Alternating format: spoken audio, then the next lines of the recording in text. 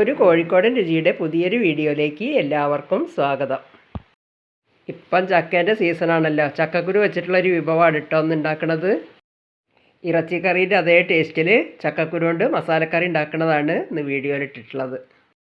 ഈ കറി ഉണ്ടാക്കാൻ ഒരു 30ഓളം ചക്കക്കുരു തോലൊക്കെ കളഞ്ഞിട്ട് ഇതുപോലെ വട്ടത്തിൽ ചെറുതാക്കി മുറിച്ചെടുത്തിട്ടുണ്ട്. ഇനി ഈ ചക്കക്കുരു 2 പ്രാവശ്യം കഴുകിയതിന് ശേഷം കുക്കറിലേക്ക് ഇട്ടിട്ട് വേവാൻ ആവശ്യത്തിനുള്ള വെള്ളം ഒഴിച്ചിട്ട് ഒരു 3 വിസിൽ കയറ്റിയെടുക്കുക. ചക്കക്കുരു വെന്ത് വരുമ്പോഴേക്കും ഒരു മുറി തേങ്ങ ചിരകിയത്, 6 വെളുത്തുള്ളി അല്ലി, 1/4 ടീസ്പൂണ് വലിയ ജീരകം, ഇതൊക്കെ ഒന്ന് നല്ലോണം വറുത്തെടുക്കണം.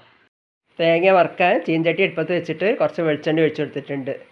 അതിലേക്ക് ആ തേങ്ങയും ഉള്ളിയും ജീരകം കൂടി ഇട്ട് കൊടുക്കുക. ഇങ്ങനെ വറുത്തരയ്ക്കാതെ തേങ്ങാക്കൊത്ത് മൂപ്പിച്ചിട്ട് അങ്ങനെ തന്നെ ഇട്ടിട്ട് മസാലക്കറി ഉണ്ടാക്കാം കേട്ടോ.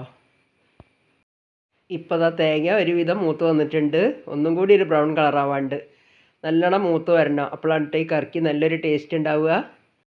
ഇപ്പം നല്ലോണം മൂത്ത് വന്നിട്ടുണ്ട്. ഇനി ഗ്യാസ് ഓഫാക്കിയതിന് ശേഷം 1/4 ടീസ്പൂണ് എരിവുള്ള മുളക് പൊടി, 1 ടേബിൾ സ്പൂണ് മല്ലിപ്പൊടി, ഇതൊക്കെ ഇട്ടിട്ട് നല്ലോണം ഒന്ന് ഇളക്കി യോജിപ്പിക്കുക. ആ പൊടീൻ്റെയൊക്കെ പച്ചമണം ഒന്ന് മാറി വരണം. ചക്കക്കുരുവിൻ്റെ മീതത്തെ ആ ചുവപ്പ് കളറ് പോക്കാതെ കറി വെക്കുകയാണെങ്കിൽ ഗ്യാസിൻ്റെ പ്രശ്നം വല്ലാതെ ഉണ്ടാവില്ല കേട്ടോ. അപ്പം പൊടികളൊക്കെ നല്ല മൂത്തിട്ടുണ്ട്. ഇനി ഗ്യാസ് ഓഫാക്കുക. ഇനി ഒരു പാത്രത്തിലേക്ക് മാറ്റുക.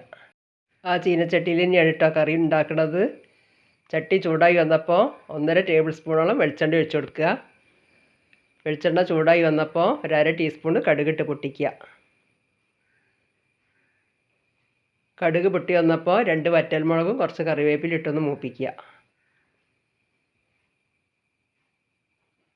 അതിലേക്ക് ഒരു ചെറിയ കഷ്ണം ഇഞ്ചി ചെറുതായി അരിഞ്ഞത്, വെളുത്തുള്ളി തേങ്ങേൻ്റെ കൂടെ വറുക്കുമ്പോട്ടേനെ കൊണ്ട് ഇപ്പോൾ ഇതിൽ കൂട്ടണില്ല, ഇഞ്ചി മാത്രമേ ചേർത്തി കൊടുക്കുള്ളൂ.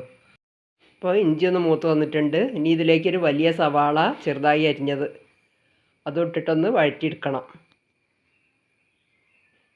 ഇതിന് പകരം ചെറിയ ഉള്ളി ഇട്ടാലും മതി കേട്ടോ. ഞാൻ പിന്നെ ചെറിയ ഉള്ളി ഇല്ലാത്തതിനെ കൊണ്ടാണ് സവാള എടുത്തത്. അതൊന്ന് വേഗം വഴറ്റി കിട്ടാൻ വേണ്ടിയിട്ട് ഒരു നുള്ളുപ്പിട്ട് കൊടുക്കുക.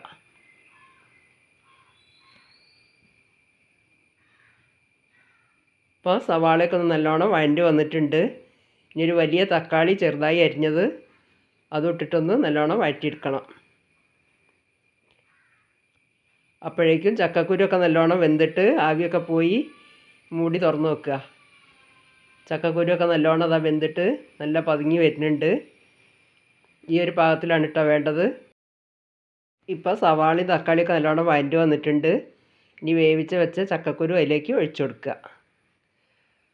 അപ്പോഴേക്കും അരപ്പ് നല്ലോണം ചൂടാറിയതിന് ശേഷം ഒക്കെ അരച്ചെടുത്തിട്ടുണ്ട്.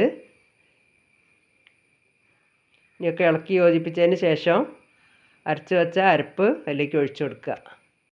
ഈ ചക്കയും ചക്കക്കുരുവൊക്കെ മായം കലരാത്ത ഭക്ഷ്യവസ്തുക്കളല്ലേ, അതുകൊണ്ട് ഇത് കിട്ടുന്ന സമയത്ത് ആരും വേസ്റ്റാക്കി കളയരുതേ. മിക്സിയുടെ ജാറിൽ ഇനി അരപ്പുണ്ട്, അതിലേക്ക് ലേശം കൂടി വെള്ളം ഒഴിച്ചിട്ട് കറിയിലേക്ക് ഒഴിച്ചു കൊടുക്കുക. ഇതിലേക്ക് 1/2 ടീസ്പൂണ് മഞ്ഞൾപ്പൊടി, 1/4 ടീസ്പൂണ് ഗരം മസാലപ്പൊടി, 1/2 ടീസ്പൂണ് ഉപ്പ് ഇട്ട് കൊടുക്കുന്നുണ്ട്. അവസാനം വേണമെങ്കിൽ പാകം നോക്കിയിട്ട് ഇട്ട് കൊടുക്കുക. ഉപ്പും മഞ്ഞൾപ്പൊടിയും ചക്കക്കുരു വേവിക്കുന്ന സമയത്ത് ഇട്ട് കൊടുത്താലും കുഴപ്പമില്ല കേട്ടോ.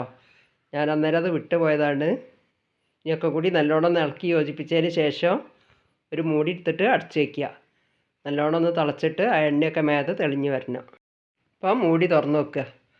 കറി നല്ലോണം തിളച്ചിട്ട് എണ്ണയൊക്കെ മേതെ തെളിഞ്ഞ് വന്നിട്ടുണ്ട്. ഇതൊക്കെ കൂടി നല്ലോണം ഇളക്കി യോജിപ്പിച്ചതിന് ശേഷം നല്ല ഫ്രഷ് ആയിട്ടുള്ള ലേശം കറിവേപ്പിലും കൂടി ഇട്ട് കൊടുക്കുക. ഇപ്പം ഗ്യാസ് ഓഫാക്കിയിട്ടുണ്ട്. ഗ്യാസ് ഓഫാക്കിയാലും ഈ ചീനച്ചട്ടി അതിനെ കൊണ്ട് കുറച്ച് നേരം കൂടി എല്ലാം തിളക്കി വിട്ടോ. അങ്ങനെ ഇറച്ചിക്കറിയുടെ അതേ ടേസ്റ്റിൽ ഇറച്ചിയില്ലാത്തൊരു ചക്കക്കുരു മസാലക്കറിയാണ് കേട്ടോ ഇവിടെ റെഡി ആയിട്ടുള്ളത്. ഇനി സർവ് ബൗളിലേക്ക് കോരി മാറ്റുക. ചക്കക്കുരു കൊണ്ട് ഇതുപോലത്തെ ഒരു കറി ഉണ്ടാക്കാത്തവരൊക്കെ ഒന്ന് ഉണ്ടാക്കി നോക്കുകൊണ്ടു. രുചി അറിഞ്ഞാൽ പിന്നെ ചക്കക്കുരുവിനെ ഗ്യാസാണെന്ന് പറഞ്ഞിട്ട് ഒഴിവാക്കില്ല. ഇനി ഈ ചെറിയ വീഡിയോ ഇഷ്ടപ്പെടുകയാണെങ്കിൽ ലൈക്ക്, ഷെയർ, സബ്സ്ക്രൈബ് ഒന്നും ചെയ്യാൻ മറന്നു പോവരുതേ. കമൻറ്റും എഴുതി അറിയിക്കണേ.